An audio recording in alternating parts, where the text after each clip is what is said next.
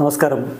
റാഫ്റ്റോക്ക് ഫുട്ബോളിലേക്ക് അവർക്കും സ്വാഗതം. ഒരർത്ഥത്തിൽ മാഞ്ചസ്റ്റർ യുണൈറ്റഡിൽ നിന്ന് രക്ഷപ്പെടുകയായിരുന്നു ജേഡൻ സാൻചോ. അദ്ദേഹം ബൊറൂസിയ ഡോർട്ട്മുണ്ടിലേക്ക് തിരികെ എത്തിയിട്ടുണ്ട്.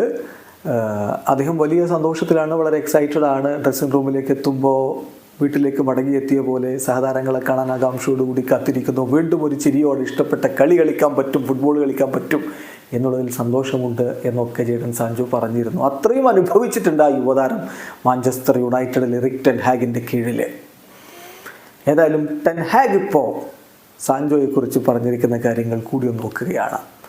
അദ്ദേഹം ഇന്നലെ പറഞ്ഞിരിക്കുന്ന വാക്കുകൾ മാധ്യമങ്ങൾ റിപ്പോർട്ട് ചെയ്യുന്നു. അദ്ദേഹം പറയുന്നത് ഇങ്ങനെയാണ് സാൻചോയുടെ ഈ ഒരു പോക്കിനെ കുറിച്ച്: I hope he is doing well.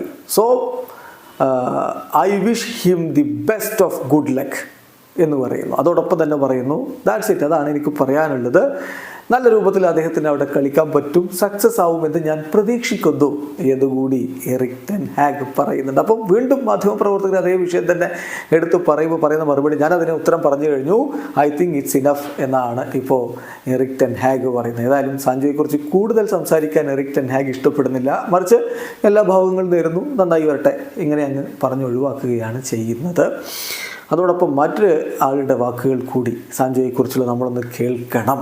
അതായത് മറ്റാരുമല്ല, റാൽഫ് റാഗ്നിക്ക് മാഞ്ചസ്റ്റർ യുണൈറ്റഡിൻ്റെ കോച്ചായിരുന്നല്ലോ.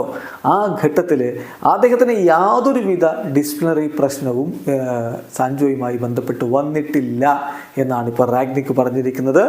സ്കൈ സ്പോർട്സ് അത് റിപ്പോർട്ട് ചെയ്യുന്നു. അദ്ദേഹം പറയുന്നത്, ആ ഒരു 6 മാസക്കാലം ഞാൻ അവിടെ ഉണ്ടായിരുന്ന ഘട്ടത്തിൽ അദ്ദേഹം അവിടെ ഉണ്ടായിരുന്നു. ഒരു സിംഗിൾ ഡിസിപ്ലിൻ പ്രോബ്ലം പോലും അവൻ ഉണ്ടാക്കിയിട്ടില്ല. On the contrary, he is a calm and pleasant guy എന്നാണ് റാൽഫ് റാഗ്നിക്ക് പറഞ്ഞത്. ആ കാമും അതുപോലെ പ്ലസൻറ്റ് ആയിട്ടുള്ള ആ പയ്യന് പിന്നെ എന്താണ് സംഭവിച്ചത്? എറിക് ടെൻ ഹാഗ് വന്നപ്പോൾ എന്ത് സംഭവിച്ചു എന്നുള്ളത് എല്ലാവരും കണ്ടതാണ്. വലിയ പ്രതിഭയാണ് ജേഡൻ സാൻചോ എന്ന കാര്യത്തിൽ തർക്കമില്ല. ആ പ്രതിഭ നശിച്ചു പോവാതെ തിരികെ വരട്ടെ, കളിക്കളത്തിൽ അദ്ദേഹത്തിന് മിന്നിത്തിളങ്ങാൻ പറ്റട്ടെ. വീഡിയോ സാധിക്കുന്ന ഫുട്ബോൾ ലോകത്തെ കൂടുതൽ വിശേഷങ്ങളുമായി റാഫ്റ്റോക്സ് എത്താം.